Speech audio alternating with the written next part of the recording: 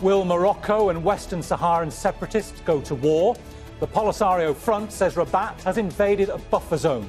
Morocco says the front is blocking trade to Mauritania. So, is this the end of the ceasefire in Western Sahara? This is Inside Story.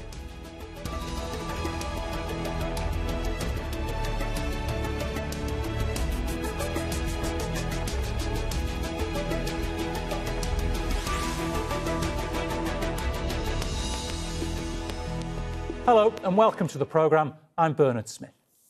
A 30-year-old ceasefire is over in the disputed territory of Western Sahara. That's according to the pro-independence Polisario Front. It says Moroccan troops have launched an attack in the region. Morocco's military says it's only set up a security cordon after elements of the Polisario Front blocked traffic on the only road linking it to Mauritania and the rest of Africa. In a moment, we'll bring in our panel to discuss this further. But first, this report from Laura Burden-Manley.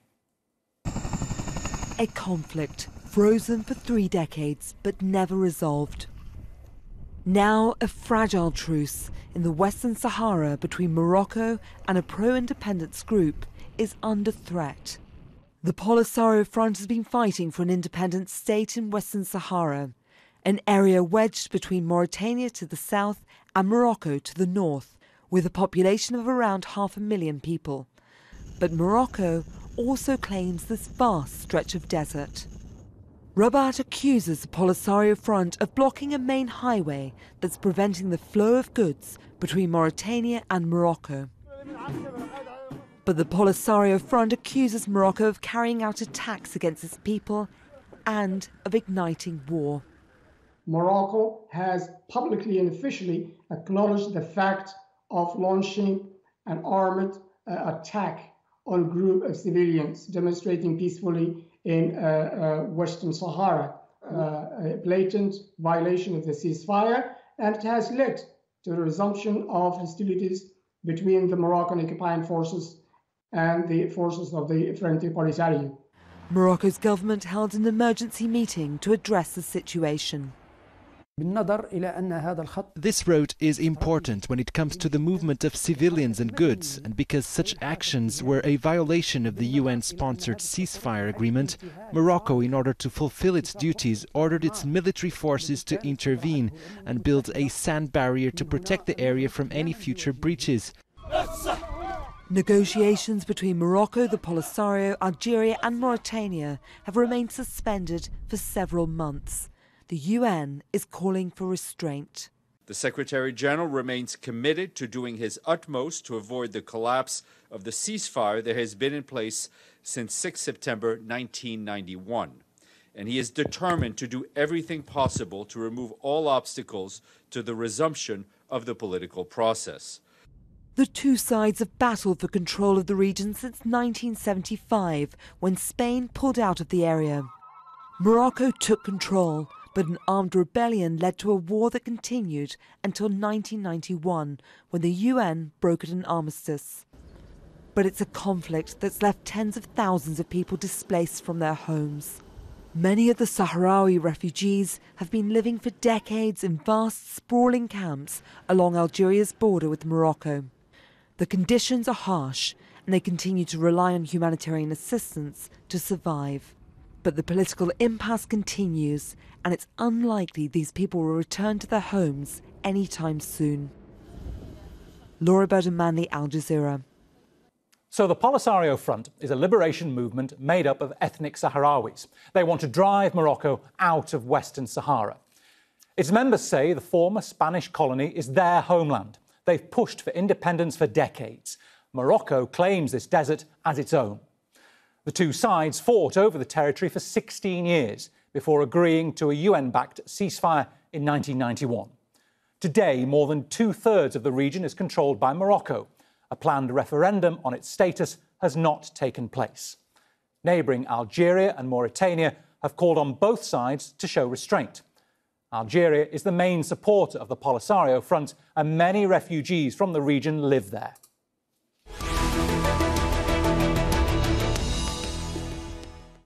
Let's bring in our guests. From Valencia is Sidi Omar, representative of the Polisario Front at the United Nations in New York. From Casablanca is Yasmin Hasnaoui, North Africa specialist and board member of the Institute of Saharan Studies Al-Andalus.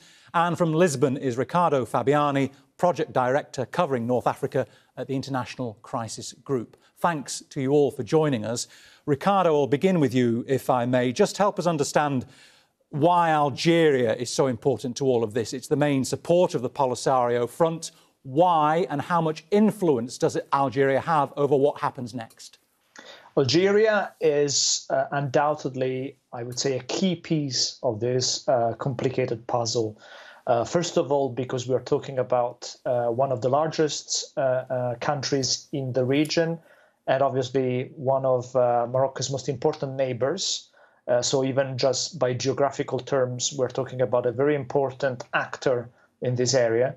But most importantly, Algeria has opposed Morocco's annexation of the Western Saharan territory since 1975 and has supported, hosted and financed the Polisario Front, as well as hosting a large section of the refugee population in the Tindouf area, so in the refugee camps that are in Tindouf. So Algeria is effectively the main backer of the Polisario Front since the mid-70s and has enormous influence over what the Polisario Front does and is likely to do, I would say, even in the next few days. What Algeria decides to do has enormous influence on the Polisario. And obviously, Morocco is looking at Algeria in this situation, hoping that they will do something to maintain the situation, to keep the situation under control. So, Yasmin, is this then something that Morocco must try and resolve with Algeria, not with the Polisario Front? This is to do with Morocco and Algeria, is it? Well, actually, what happens now is, let me. Of course, it's the Algeria who is the, who holds the Polisario Front. They are responsible of their, the Sahraoui, the women, the elderly, and the children in the Tindouf areas, and they are responsible of the dire condition that they live in. Algeria is the main backer of the RASD, and it was cited in several times since 2007. It was Algeria was cited several times at the United Nations Security Council that they should step up to the plate and not say that they are only an observer to this artificial conflict, but rather they have to step up to the plate and find a solution with Morocco. Let's not. If we go back to history, yes, I agree with what the previous speaker told. He said that Algeria was against Morocco's reintegration to Moroccan Western Sahara in 1975, and that started with Houari Boumediene. It started with the Sand War, and from the Boumediene, then Boumediene implemented this ideology through the National Popular Army, and it went on until now. So who's responsible? Yes, Algeria, but also the RASD, who should really they should recognize that what happens now goes within the international legitimacy. Is that now we see that the UN Security Council, they call for a political solution, pragmatic, which go in line with the Morocco's proposal, the autonomy plan. OK, so Sidi, Algeria is your main backer. How much influence does it have on whether this ceasefire holds, on what the Polisario Front does next? Well, thank you very much for the question. But before I proceed, I'd like to clarify whether this session is on Western Sahara or Algeria, because I have been invited to talk about Western Sahara as representative of the Frente Polisario to the United Nations in New York. It is, sir. Yes. If the session is on Algeria, then you have to call upon someone from Algeria. I will not proceed on the understanding that this is about Algeria or Morocco. No, sir. It's about. I'm invited to talk about Western Sahara and that's the main issue that I can engage anybody. No, sir. This is about Western Sahara. Algeria does have influence over the Polisario Front, but I'd like you to tell me what the front believes. Then the Polisario Front believes is the next step. What's going to happen next? I'm sorry, but this is not the right way to start a discussion on Western Sahara. It's already started on a preconceived assumption, which we indeed need to engage. So I'm really sorry, but I cannot proceed. All right. A conversation in Algeria. I'm not entitled to speak on anybody's behalf except Western Sahara. Speaking only on behalf of the Polisario Front, what do you believe is going to happen next with the ceasefire? No. Yes, I will tell you frankly, but if we would just rephrase the whole beginning of this session, because it has been already framed within the context. Well, we just had to give some background to the relationship between Morocco and Algeria, which matters. But certainly I'm happy to only accept your speaking on behalf of the Polisario Front, sir. That's a secondary question. That's a secondary question. All right, okay. But the whole context, the framework has been established as that of Algeria and so on and so on. So okay, well, tell me this then. Tell me this, sir. Let me ask you this question instead. Why have the Polisario Front supporters decided to block that main road linking the Western Sahara to Mauritania? What was the motivation for blocking that road, sir? Very simple. Morocco has been occupying Western Sahara for decades. That's already recognized by the General Assembly in 1979 and 1980. These are General Assembly resolutions that define Morocco's presence in Western Sahara as an occupying power. And what happened is that the Sahrawis, after 30 years of waiting for a referendum that the United Nations elaborated along with the African organization to allow our people to exercise their internationally recognized right to self-determination and accepted by Morocco itself, that referendum has not been held, mainly because Morocco has blocked it, fearing, obviously, the outcome of that vote. As a sign of protest against Morocco's continued occupation of large parts of Western Sahara, Sahrawi civilians went to the southern western part of Western Sahara to protest a road that goes from the occupied part of Western Sahara into a buffer strip and then into the liberated territory of Western Sahara. In brief terms, what happens actually is that Morocco cannot have its own cake and eat it. Morocco occupies a large part of Western Sahara, and what they wanted with that road is to grab more land that obviously does not belong to Morocco, which is a violation of a ceasefire against which our civilians have protested peacefully. All right, Sidi, just before I ask Yasmin to comment on that, last month the UN Security Council passed a resolution calling for a realistic, practicable and enduring solution based on compromise. So, Sidi, do you think the UN is sort of trying to push you away from the referendum idea and instead take what Morocco has offered, which is this autonomy within the state of Morocco? Is that now not just a much more realistic and practical solution to this conflict? The Security Council resolution, the latest one, 2584, has more than one just single operative paragraph. What you have just cited is operative paragraph 2, but there's also operative paragraph 4 and more, which calls for a peaceful, lasting solution, which provides for the self-determination of the people of Western Sahara, which means three main facts. Recognition by the Security Council of a people, called the people of Western Sahara, as a political reality. Recognition of Western Sahara as a territory separate from Morocco, over which the Security Council does not recognize any sovereignty. And thirdly, that any solution to be lasting and peaceful, it must provide for the self-determination of the people of Western Sahara. This is the language of the Security Council. As for realistic, practicable, and so forth, I can just say that what is realistic, it is in the eye of the beholder. Yasmin, Morocco spent billions of dollars in this region over the last decade and has still not managed to win the hearts and minds of the Sahrawis. Why has it failed? Well, actually, let me just, I need to replicate like what it was said recently, where it was said that Morocco is an occupier. There is no such a word, occupying of the international law. All right, Morocco, but the challenges of winning over hearts and minds, why is...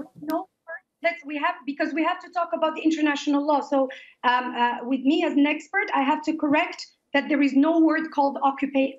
Okay. So one has to go to the UN document. Secondly, to explain that Guerguerat's problem, just to put the viewer into the context. So what happened in Guerguerat's passage is the outcome of the previous and current United Nations Security Council resolution, which called for pragmatic solution to the Moroccan Western Sahara conflict. This solution, which is based on compromise, go in line with Morocco's plan of autonomy. So what happened is that the Polisario, with the help of Algeria, were not happy about the outcome of these resolutions. So what they did, what it was done, it was like the women, youth, and the elderly. They were sent out of Tindouf during this pandemic, this crisis. All they right. went to block the Guerguerat passage and block the civil right. and commercial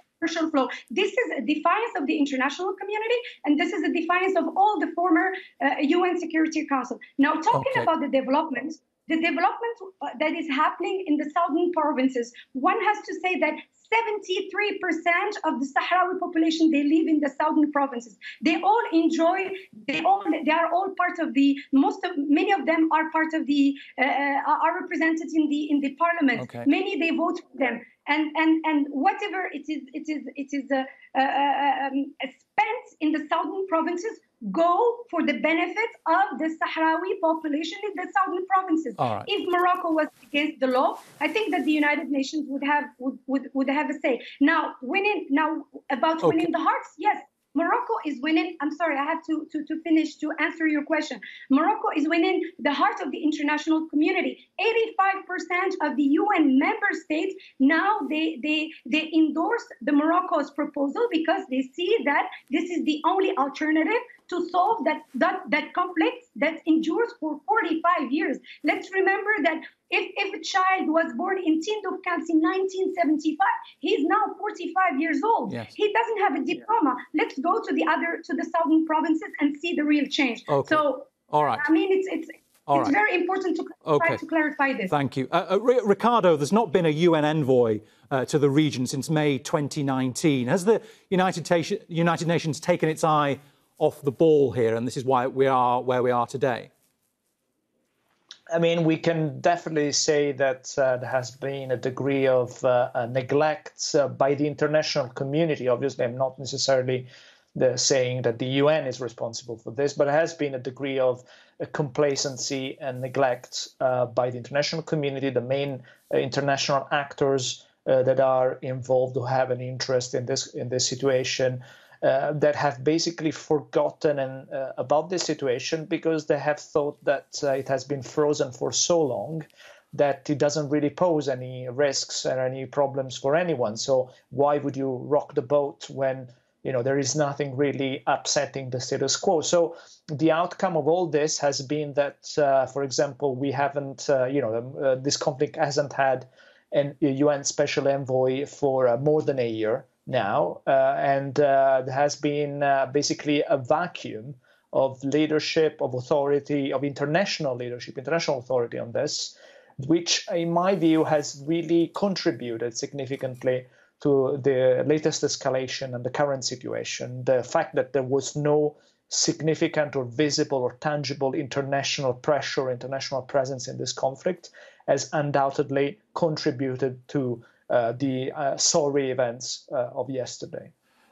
Sidi Omar, you've got these people who've grown up in those refugee camps in Algeria, who've known nothing else but refugee camps. How much pressure are you under from them to resolve the status of Western Sahara? Good, but let me just, before that, if you allow me, your guest, international analyst, said that Morocco is not described as an occupying power by the United Nations central organ, the General Assembly, and I refer the analyst and your respected viewers to General Assembly Resolution 3437 of 21st of November 1997, operative paragraphs 5 and 6.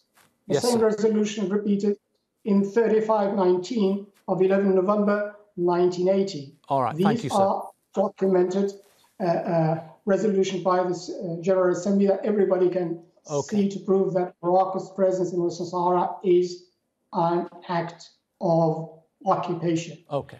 To answer your question, indeed, we have a large refugee community living in Algeria.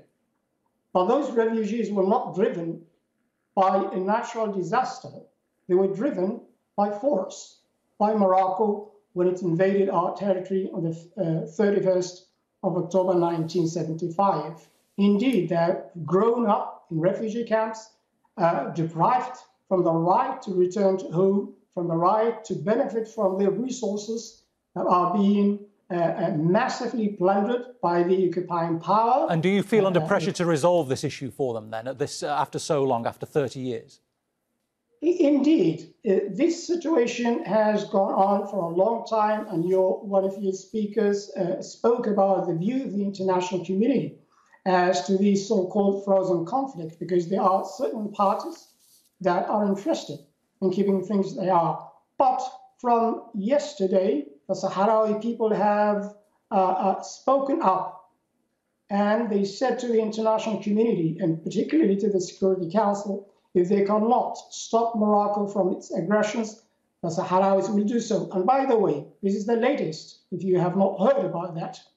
Our president has decreed a state of war. So we are in open war against the occupying forces of Morocco. Okay. There is no ceasefire any longer. All right. Yasmin, Morocco has benefited really from the status quo, hasn't it, over the last 30 years? The vast phosphate deposits, the rich fishing waters. It's not in Morocco's interest to resolve this either, is it? It suits Morocco, I beg your pardon, to keep things as they are. Well, I think the history plays for Morocco's side. The United Nations has changed the language because they knew about who should resolve that problem, and who should resolve that problem is Algeria. Now there is no such occupying word that exists in the UN resolution. The referendum is a bygone plan. It's a plan that belongs to the Cold War. Now we see all the countries, they endorse Morocco's autonomy plan, and many countries now are opening their consulate respecting the Vienna Declaration, and again talking about the phosphate, talking about the fish resources. They go for the benefit of the Sahraoui population in the southern provinces of Morocco. Okay. Let's go and see the development that is happening. And also something really important, talking about the you have to be very quick, Yasmin.